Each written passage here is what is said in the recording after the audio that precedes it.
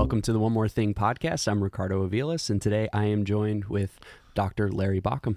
My pleasure. Thank you for being here. So this week is Practical Prescription 2.0, and the prescription was say out loud, it takes time to grow a tree and me. And this concept of seek meaningful goals over instant gratification. I love this concept. You did an amazing job delivering this teaching. Let's start with the story of Adam and Eve that you've told before, but it kind of correlates to this premise and idea. Okay, here's the ancient story told by a Jewish rabbi. Okay. A long time ago, when Adam and Eve were still in the garden, and they had eaten from the tree that was forbidden, and they were cast out. They began to wander from the garden, trying to find their way. And they were together, intent on finding the right place. So they searched and searched, and they traveled over hill and through the valleys, and they found one place, but it was just way too rocky. They found another place that was just too dry. Finally, they located a place that was, they found a cave and had a western exposure where they could see the sunset, and they began to grow their family in this cave. And during the day, Eve would take care of the babies, and Adam would go out and he'd till the soil, and he worked very hard. And one day, after the kids were put down to bed, they just finished dinner, and they're sitting out on the front of the cave, and feeling pretty content about life. It was a struggle, but they were feeling pretty content. And Adam, as he looked off, he said, "Eve, it was never meant to be the way it was in the garden, where God did everything for us. It was never meant to be that way." He says, as a matter of fact, God was wrong. And he got so incensed that he stood to his feet and he shook his fist and he said, "God, you were wrong.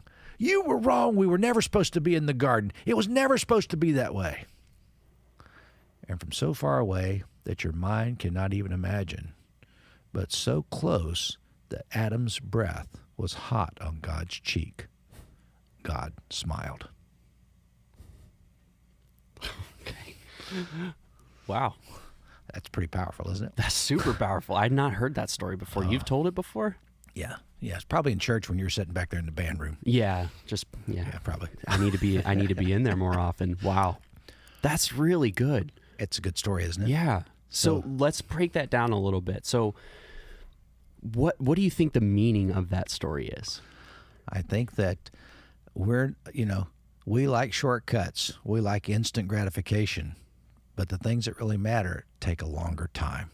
And sometimes it's not for us to be given a perfect situation in the garden. Yeah. And even when we dream about someday I'm going to get to heaven, I'm going to walk with Adam on streets of gold, everything's going to be pure bliss, I don't have to work anymore, no more struggles. And I think we've missed the point. I think that most often, and that's what I talked about this past weekend, and you can watch it if you want, but God most often takes us the long way around. It's one more time. We're not ready. Too much, too soon is a perfect formula for mediocrity. And if you want excellence, it takes work. If you want it in the band, it takes rehearsal. Mm-hmm. You have to work at it. It doesn't just come automatically. So I think that the other expression I used this weekend, what we get too easily, we esteem too lightly. And here's Adam and Eve. They weren't getting it easily. They had to work for it, but they realized part of the human condition is to work and to be involved with life. And not all life is just a gravy train. It's a struggle. Right. But after you completed those things, there's a satisfaction that comes. It says, this is a good place. The kids are asleep. The sun is setting on the horizon. I worked very hard today, but there's a sense of satisfaction as we take the long way around. That's so good. And I loved the Moses story with Israelites and kind of that whole, I was wondering where you were going, because I knew where you were going to land the plane, but when you started with the Moses story, I'm like, well, how's this going to tie in? And the way you tied it in was perfect. I loved that, because Brett and I talked a few weeks ago about the Israelites and Moses, and they weren't ready for the promised land. Mm-hmm. 40 years, and the significance of the number 40 and all of that. But they weren't ready because their mentality was still in that slave mindset. And you kind of hinted at that a little bit this weekend. So break that down just a little bit more for me. So if their mentality was a slave mentality, what does that mean? Well, when you're a slave mentality, you're used to people telling you what to do, how to do it, and you work for someone else. But when you become a soldier, there's more confidence. You understand what the goal is, what the ambition is, what the ultimate target is. You got to go in and fight battles, and you can't have this, oh, everybody's going to do it for me mentality. It's got to be something that's part of your psyche. Mm-hmm. And I use this story even of starting Suncoast. I wish I'd started 10 years earlier. Yeah. But I wasn't ready. You weren't. I mean, it just wasn't the right time. But, spiritual maturity or life maturity, let's just take a prayer capsule. I'm just going to pray and I'm going to be so much like Jesus. All my life problems will go away. And that's nonsense. Yeah. I mean, life has its struggles, but the struggles don't have to win.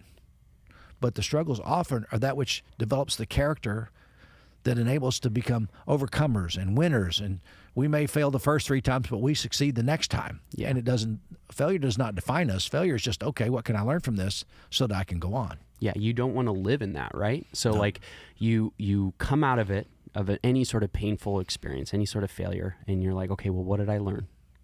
Exactly. Instead of living in that failure and like, well, I tried, but I failed and I'm just never going to try it again. That's not a path of meaning. That's not a path to success in life, and not just financially, but just overall success in life. Like who you are as a human, you have to be able to fail and pick yourself back up and try again. There's a reason why that's a cliche thing. It's what it is. And so obviously it's almost gotten worse in our society, like this idea of instant gratification. And you talked about this a little bit this weekend. It's like everything's at our fingertips. Right. Anything I want, if I want something from Amazon, I'll just go here, and it's here. Sometimes within a few hours. Right. So avoidance of waiting, because waiting can be a painful experience. If you are trying to wait for something, you're like, man, I already paid for it. I want it now, but the things in life are worth waiting for. You've heard that phrase. It's another cliche thing as well. And I remember even just like when I was on my health and fitness journey, people are like, well, give me the roadmap. Give me the quick road to how you do it. It's like, it's no such thing, friend. Yeah. You just got to put the time in. You have to just continue to work in incremental goals every single day. And it's true also in parenting. Yep.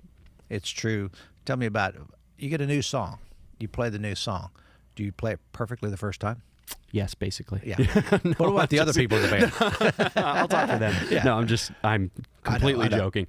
But yeah, no, it's I mean, even just like with any new skill, like when I first picked up the guitar and started singing and being a worship leader, I couldn't sing in key. I would get made fun of. The first time I started one of the worship songs in my youth group, I started in the wrong key, and people laughed at me. Yeah. I could have quit then. Yeah. I could have quit, but I was like, no, this is something I want to do. I will go through the embarrassment. I will go through the turmoil of like this insecurity about myself, because I know this is something I want to do and want to achieve. But there's a painful experience being new at something and going through that. And you're never going to be perfect the first time you do something. But like you said, it's the things that are worth doing take time. Well, let's talk about babies. Okay. You decide you want to have a child. So you and your wife decide you want to get pregnant. But are you parents? No. It takes 9 months for that baby, and it takes 9 months to get acclimated to the thought, even at that point, to having the baby. Sure. And then once you have that kid, it's through every phase of growth. They grow and develop, and finally, we hope, reach some sort of maturity, not too quickly. Mm-hmm. But can you imagine if you say, well, we want to have a baby, and then you get an 18-year-old? Well, that would be, you would be ill-equipped, or I would be ill-equipped to handle that kind of thing, because it takes time. Not only do our children grow, but we grow as parents. So we bring this back to the spiritual world. Sometimes when we just get started, it's a long journey, but you keep doing the things that make it better. What's that? We keep learning principles. We keep learning practical prescriptions. We keep applying these to our lives. And all of a sudden, we look at ourselves in the mirror and go, hey, you're a better human being. Your spiritual muscle's been flexed, and you got the abs and the shoulders and the arms, spiritually speaking. So spiritually. Yeah, because that's the only way I have It's not true. But no, I think it's anything that's meaningful in life, like you said, takes work. and it's not going to come instantly. Right. But once you've achieved those things, you appreciate them so much more. You know, when you lose something, but then you gain it again, you have this appreciation for it that it cannot be replaced by anything else. Yeah. It cannot be replaced by an instant thing. I talked to an older couple in their 80s, and they had no children in their life. And they said, please, if you had the chance, tell young couples to have children. We have no one to take care of us. But we were so selfish. We didn't want to sacrifice and share ourselves with a child. We didn't want the child to inconvenience us. So it's that whole adage, you know, you go through a little bit of sacrifice now so you can have the ultimate benefit later. Right. And they were looking backward and said, we had it wrong. We messed up. Yeah. And please tell people. Now, if you have a kid that's driving you absolutely bonkers, I understand some days you wish they'd never been born. Yeah. Fair enough. But I think that overall, you raise your kids, they grow up and they become adults, and later on you become a senior, and these kids are there for you. And just like we had the big party yesterday for my father-in-law, it was Memorial Day. It was his birthday on May 30th, and for 20 years after he's been gone, we've had a birthday party for this man. So, I mean, who has a birthday party when you've been dead for 20 years? Well, he does. And we showed a video of him, and his legacy was his family and his life, and we remembered that. And there were some teaching moments in that for me to say, I want to have a legacy like that. Yeah. And it takes time. It takes work. And you can say, well, I just want to sacrifice, or I just want to do everything for me today. You can, but I believe you'll miss that greater gratification in life. I mean, I 100% agree. I watched that video yesterday, and I'm like, I want to have more kids. Too late. But it was just like one of those, I was just so blown away by his legacy that you saw in, it was the first time I saw Pop talk. I've only seen pictures of him. Right. And obviously I never met him. I wasn't a part of the family before he passed away. But you could see it. I mean, like you said, even 20 years later, all his family's still getting together and celebrating him. That's a testament to his patriarchy. It's a testament to his leadership and legacy that he left for his family. But like you said, it takes time. That didn't just happen. Right.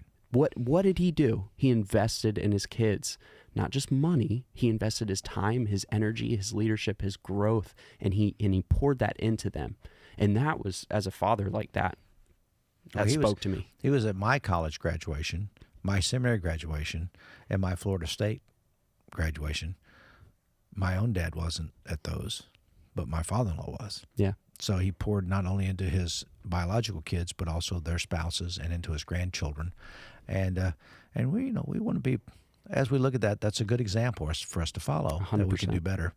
But is it inconvenient? Yeah, at times. But is it worth it? Oh, it's worth it. Yeah. No, and I think that's a perfect summation of this topic. It was excellent. I love the way you delivered it. I really encourage people, if you're watching this right now, go watch that sermon. It was amazing. So, do you have anything else for one more thing? It's good. We're getting ready for next week. Absolutely. All right. Thank you, Pastor. Okay, thanks.